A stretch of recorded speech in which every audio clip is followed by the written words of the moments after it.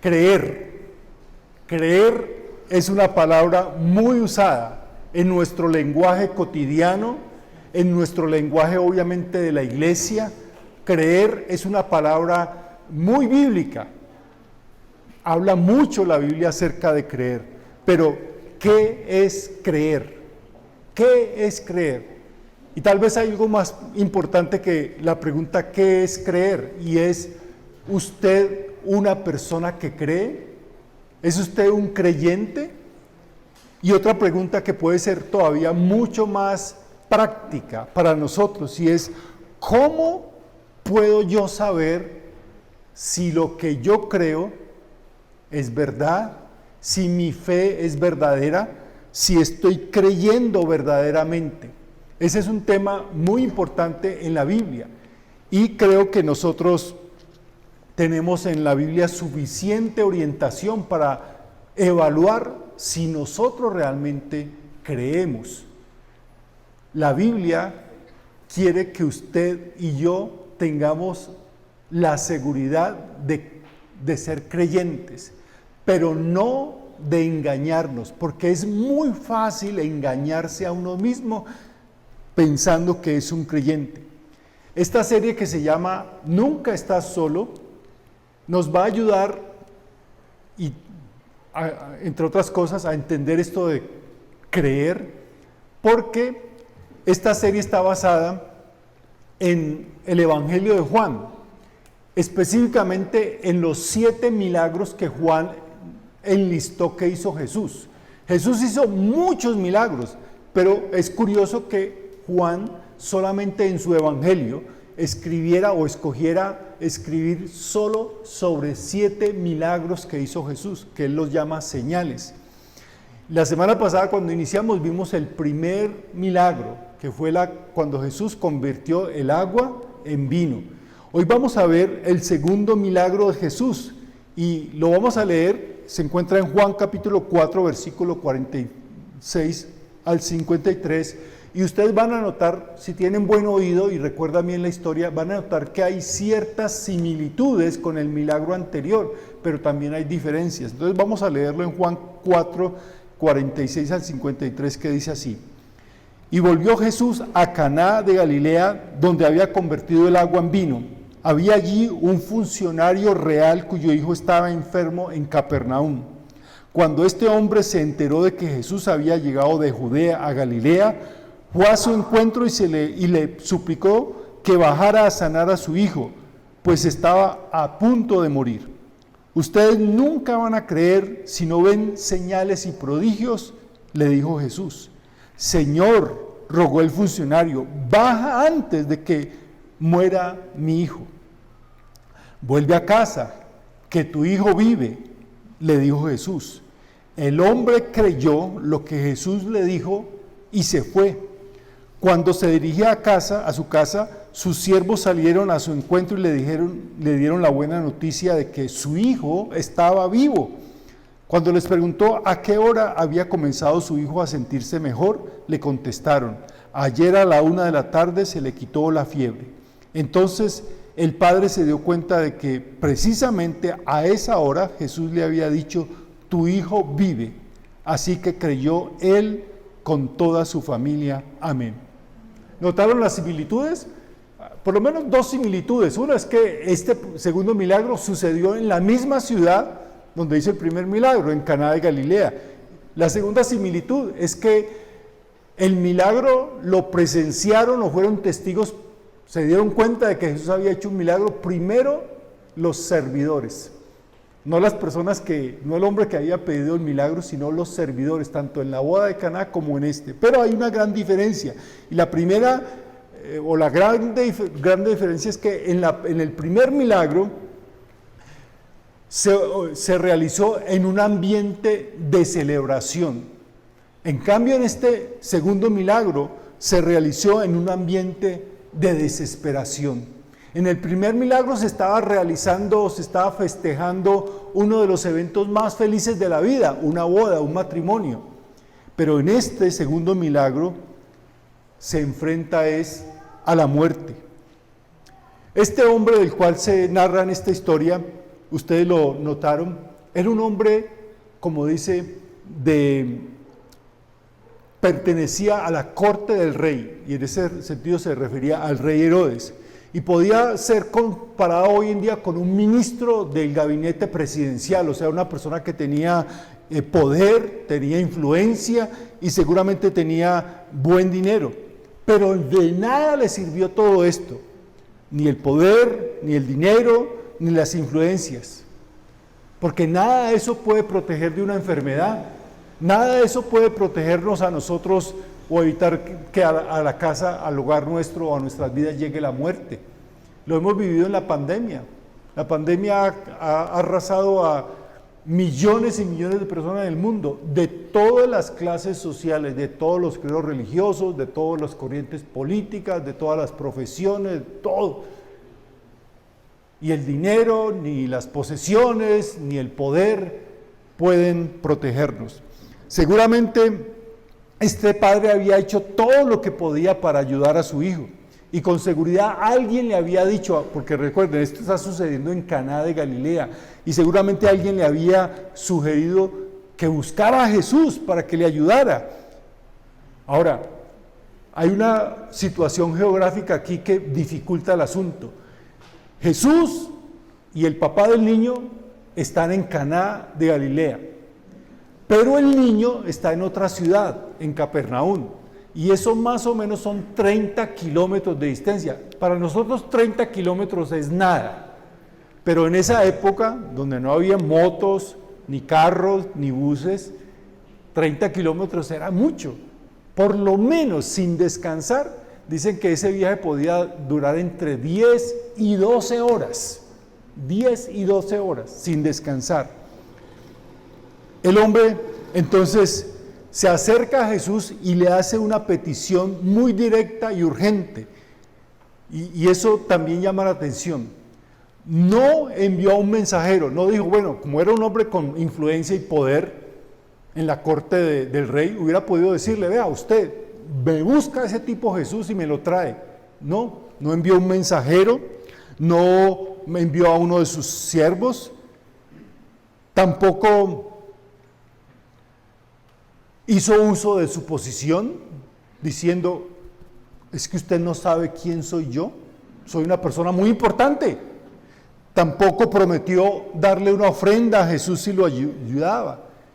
Ustedes notaron cómo este hombre en forma personal y en una actitud humilde se acerca a Jesús y simplemente como un padre desesperado ruega a Jesús por su hijo.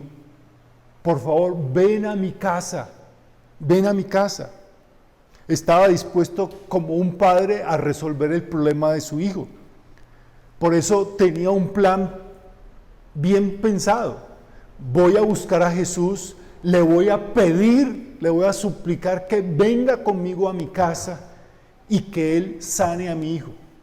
Estaba pensando como todo un papá cuando su hijo está enfermo, ¿verdad? Los padres pensamos siempre cómo vamos a resolver los problemas de nuestros hijos. Y eso suena mucho como un papá. ¿Y cuál fue la respuesta de Jesús? Voy a hacer un paréntesis aquí. ¿Qué tal si esto hubiese ocurrido en nuestra época? En nuestra época.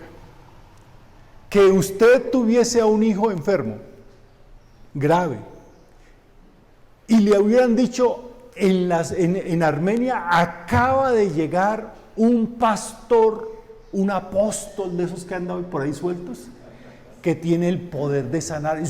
Hace milagros impresionantes. Y usted, obviamente con la desesperación y la esperanza, busca a este hombre, a este apóstol importante que sale en televisión, que todo el mundo queda con la boca abierta, y va y le dice, por favor, ven a mi casa, mi hijo está muriendo, ven para que lo sanes. ¿Cuál sería la respuesta de este hombre en esta época? Probablemente podría decir algo como esto, porque es lo que hoy en día se escucha. Hermano, claro que sí, pero primero siembra. primero pacta con Dios. ¿Saben qué es sembrar, no?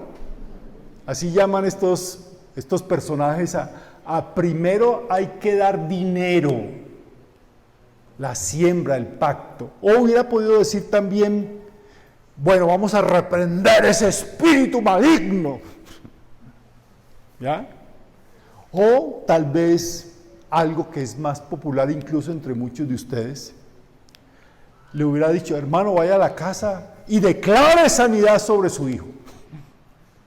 Porque eso es el lenguaje de hoy en día. Vaya a su casa y declare que su hijo está sano. Pero eso fue lo que hizo Jesús. Ninguna de esas cosas hizo Jesús. Es más, Jesús da unas palabras inesperadas, pero necesarias para esa época y necesarias para nuestra época. Jesús, en sus palabras, simplemente está advirtiendo a ellos y a nosotros del riesgo de una fe condicionada. ¿Y qué es una fe condicionada? Es aquella fe que dice, voy a creer, voy a tener fe si Dios primero Eso es una fe condicionada, que es la fe más popular, más común hoy en día. Ahora, pero note que estas palabras no iban tanto dirigidas, o no solo dirigidas al Padre, sino a la gente que estaba allí, porque se amontonó gente y escuchó, y esta gente no estaba tanto interesada en la salud, en la recuperación de este niño, sino en ver otro milagro de Jesús, porque este fue el que convirtió el agua en vino, vamos a ver cómo va a ser. Hoy en día también pasa eso, la gente le dice, mire, es que en tal lugar hay uno que hace milagros y está haciendo, y vamos para allá. Y no importa que de pronto lo que estén enseñando sea totalmente contrario al Evangelio, pero para allá va la gente. Ahora, sus palabras también llamaban la atención al Padre, porque este Padre angustiado no solamente le pide al Señor, a Jesús, que le ayude, sino que Él le dice cómo debe actuar Jesús. Le dice, ven a mi casa, venga conmigo, caminemos 30 kilómetros y allí vas a sanar a mi hijo. Tenía un plan, pero recuerden que nuestros planes a veces son muy diferentes a los planes del Señor. Tal vez está expresando lo que Él está acostumbrando. Recuerde, era un hombre de la corte real, con poder, con autoridad, de pronto acostumbrado a dar órdenes y que la gente siguiera sus órdenes. Ahora, pese a esa advertencia de Jesús, el hombre persistió en su súplica y volvió y le dijo, ven ahora conmigo a mi casa antes de que mi hijo se muera. Y Jesús respondió a la súplica y le dijo, vuelve a casa, que tu hijo vive. Y en 3 ocasiones en este texto se escuchan esas palabras, tu hijo vive, tu hijo vive. Ven, Jesús le contestó a su súplica, pero no lo hizo como él esperaba. Jesús le dice, vuelve a tu casa. ¿Qué quería el hombre? Que Jesús lo acompañara. Y Jesús le dice, vuelve tú a tu casa, porque tu hijo vive. Ahora, ¿esa es una buena noticia? ¿O no? El padre del niño suplicó que Jesús lo acompañara, pero Jesús le está diciendo, vuelve tú a tu casa. Y ese fue el momento definitivo, ese fue el momento de la verdad. Él hace la petición en Caná de Galilea, pero la respuesta va a ocurrir a 30 kilómetros en Capernaum. Este hombre seguramente, piense por un momento, ¿cómo salió de la presencia de Jesús? ¿Cómo salió? Usted de pronto se imagina, este hombre salió feliz, dichoso, saltando, diciendo, ay, mi hijo vive, y a todo el mundo que se encontraba le decía la buena noticia, Jesús dijo que mi hijo vive. Si así fue, ese hombre es un mejor padre y un mejor creyente que yo.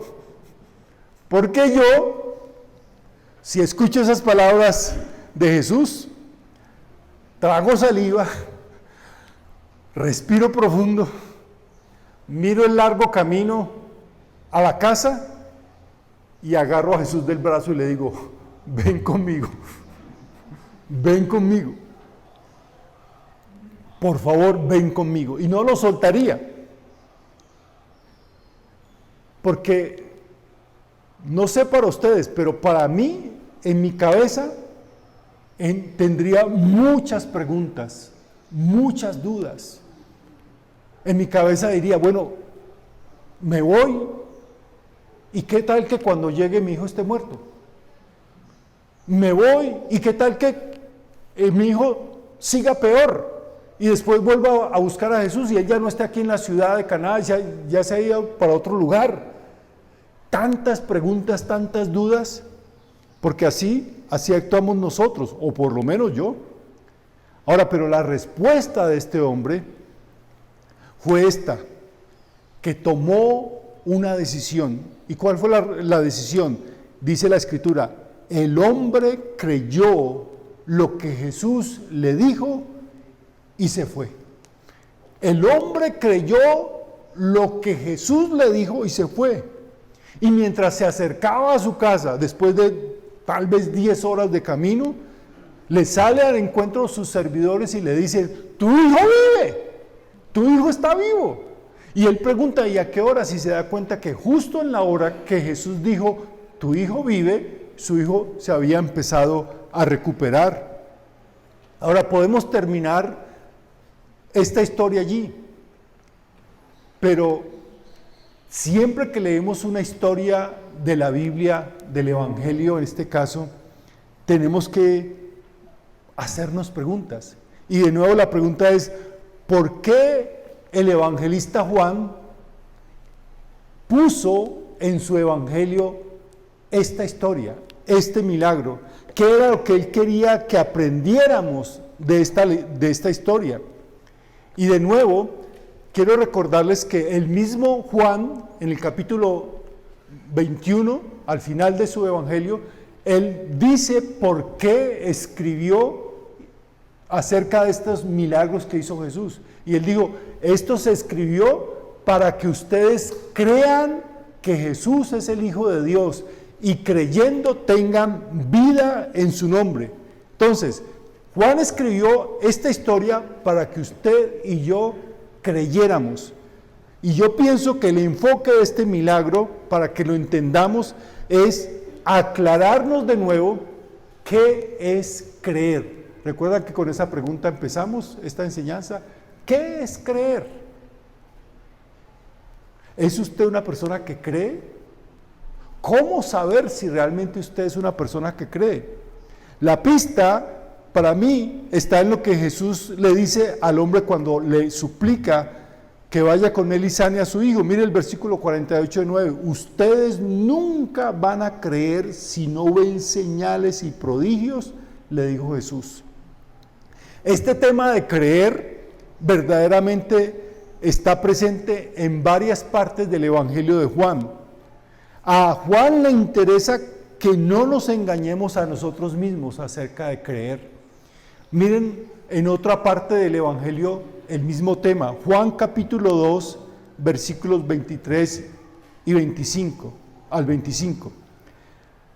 Mientras estaba en Jerusalén durante la fiesta de la Pascua, muchos creyeron en su nombre al ver las señales que hacía. En cambio Jesús no les creía porque los conocía a todos. No necesitaba que nadie le informara nada acerca de los demás, pues él conocía el interior del ser humano. Para Juan esto es muy importante, que la gente, que nosotros no nos engañemos acerca de creer o no creer. Ellos dicen que creían, que muchos creyeron en él. ¿Por qué? Porque veían los milagros que él hacía. Pero dice, ellos creían en él, pero Jesús no creía en ellos. Porque esa fe de ellos, dice, esa fe no era una fe sincera. De nuevo, es tan fácil engañarnos a nosotros mismos pensando que creemos en Jesús cuando lo único que tenemos es realmente un interés en recibir una bendición de Dios. Interés en que nos saque de un problema, en que nos dé algo que deseamos, en que conceda una petición que tenemos. No creemos en Jesús. Creemos que tenemos una necesidad que Él debe suplirnos. Mire, así se ve la fe de muchas personas hoy en día. Escuche, así se ve la fe de muchas personas hoy en día. Creemos cuando Dios hace lo que le pedimos. Una fe condicionada. Yo creo cuando Dios haga lo que yo le pido. ¿Es su fe así? Si el Señor me bendice, yo me consagro a la iglesia. Yo vuelvo una persona de oración y empiezo a leer la Biblia y hasta voy a ofrendar en la iglesia. Cuando Dios haga lo que yo le estoy pidiendo. ¿Cómo quiere el Señor que se vea nuestra fe? Así. Creemos cuando nosotros hacemos lo que Dios nos pide.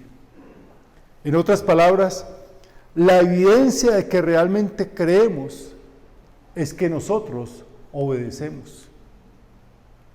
Creer no es hacer que Dios nos obedezca a lo que le pedimos. Creer es hacer nosotros lo que el Señor nos pide. Mírenlo, las otras dos, o el otro punto donde es similar el primer milagro de Jesús con el segundo milagro. ¿Recuerdan en el primer milagro? María se acerca a Jesús y le dice, se acabó el vino. Y Jesús dice, todavía no ha llegado mi hora, etcétera. Y María dice lo siguiente, hagan todo lo que Él les dice. Hagan todo lo que Él les dice. Y aquí en este segundo milagro, el oficial, el hombre, el padre del niño, dice la escritura que el hombre creyó lo que Jesús le dijo y ¿qué hizo? Se fue, es decir, obedeció. Miren, la evidencia de que realmente creemos es que obedecemos. ¿Qué entonces aprendemos de esta historia acerca de qué es verdaderamente creer? Hay 4 cosas que las voy a mencionar muy rápidamente, 4 cosas que aprendemos de esta historia para ver si realmente usted y yo somos verdaderos creyentes, si creemos realmente. La primera cosa que usted descubre allí es que creer es persistir. Creer es persistir. Este hombre se acercó a Jesús, suplicó a Jesús, Jesús como que dijo no, pero él siguió insistiendo. La fe verdadera es persistente. Como lo dijo alguien, la fe verdadera es una fe ratera, no es una fe ratera. ¿Saben qué es una fe ratera? De raticos, por raticos, cuando la necesito, cuando me conviene, cuando estoy necesitado. Es una fe de ratos. La fe verdadera es una fe persistente. Es su fe persistente. Segunda característica del verdadero creyente. Creer es obedecer. Creer es obedecer. Creer no es solamente algo que yo pienso o algo que yo siento. Creer es algo que yo hago. Hago de acuerdo a lo que Jesús me dice que yo haga. Hay muchas personas que simplemente están repitiendo oraciones diciendo, Señor, ayúdame, pero es que yo hago ayuno, yo hago vigilias, yo paso horas de rodilla orando. Sí, pero está haciendo lo que Dios le dice que haga. Recuerdan las palabras de María, hagan todo lo que Él le dice. Recuerden el hombre creyó lo que Jesús le dijo y se fue, porque Jesús le dijo, vuelve a tu casa, tu hijo vive. Creyó y demostró que creía porque obedeció. Y esa parte sí que nos duele a nosotros. Porque nos hemos engañado o nos hemos dejado engañar o nos hemos autoengañado pensando que creer es una emoción o una forma de pensar, cuando es claro que creer es obedecer. Creer es compartir, creer es compartir. Porque este hombre, cuando regresó a su casa, compartió ¿con quién? Su familia. Dice el último versículo que leímos, que toda su familia, ¿qué? Creyó en Jesús. Mire, hay personas que vienen a la iglesia, leen la Biblia, oran y parecen buenos creyentes, pero nunca hablan de su fe a otras personas. Nunca comparten el evangelio con otras personas. La persona que verdaderamente cree, comparte la buena noticia de la salvación en Cristo. Creer es compartir con los primeros que están a mi lado, mi familia. Y en cuarto lugar, ahora sí, creer es cambiar. Creer es cambiar. ¿Ustedes creen que esta familia siguió siendo igual? Después de ver que su hijo estaba a punto de morir, después de ver el milagro que Jesús hizo en su vida, después de ellos ver tanta bondad de Jesús hacia ellos, esta familia no siguió siendo la misma, cambió. Y eso también debemos nosotros entender, que el creer nos lleva a cambiar. El creer nos lleva a cambiar. Y eso es algo que no nos gusta a nosotros los cristianos del siglo XXI. Porque queremos recibir bendiciones, pero no que hayan transformaciones en nuestra vida. Miren, otro milagro, ese no está en el Evangelio de Juan, pero ustedes lo conocen bien, lo han escuchado alguna vez. ¿Recuerdan que en una ocasión Jesús sanó a 10 leprosos? ¿Sí? 10 leprosos fueron sanados. Y todos, Jesús le dijo, váyanse. Y solamente uno regresó y dio gracias a Jesús. ¿Qué pasó con los otros 9? ¿Qué pasó con los otros 9? ¿Por no haber sido agradecidos se les devolvió la lepra? No, siguieron sanos con su vida. ¿Conocen ustedes 10 leprosos hoy en día que lleven viviendo unos 2000 años? No, ¿por qué? Porque esos 10 leprosos se murieron. Pero cuando lleguemos al cielo, ¿cuántos leprosos de esos 10 vamos a encontrar?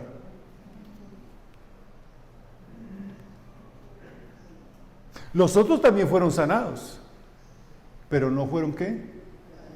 Salvados, porque no fueron transformados, no fueron cambiados. Su piel cambió, su cuerpo cambió, pero su corazón no.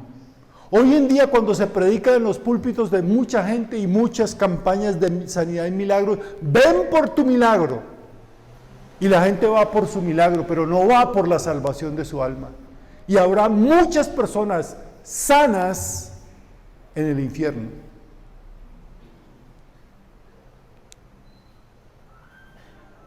Creer es cambiar. Entonces, creer es persistir, creer es obedecer, creer es compartir, creer es cambiar.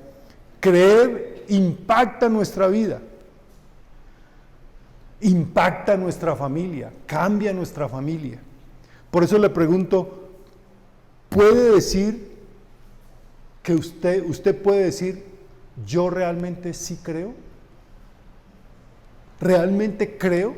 Según esos 4 parámetros, creer es persistir, creer es obedecer, creer es compartir, creer es cambiar. Usted puede decir sí, voy bien. Tal vez no es perfecto, no estoy diciendo que tenga una fe perfecta, pero dice, por lo menos voy bien. Creo que no pueden decir lo mismo en cuanto a creer es persistir. Aquellas personas que desaparecieron en la pandemia y que nunca más pudimos saber de ella aquí en la iglesia, no persistieron. Entonces, ¿puede decir que verdaderamente usted cree? Creer es confiar en que Jesús responderá a nuestra oración, pero creer que lo hará no como nosotros lo queremos, sino como Él quiere, porque a la manera de Dios siempre será mejor, siempre será mejor. Y espero que usted pueda recordar, volver a leer en su casa esta historia y pensar esta pregunta, que quiero que machaque nuestra mente y nuestro corazón. ¿Soy realmente alguien que cree? ¿Realmente creo yo? ¿Realmente estoy creyendo en Jesús? Y la evidencia se da en que usted persiste, en que usted obedece, en que usted comparte y en que usted está siendo cambiado, transformado. Usted y su familia.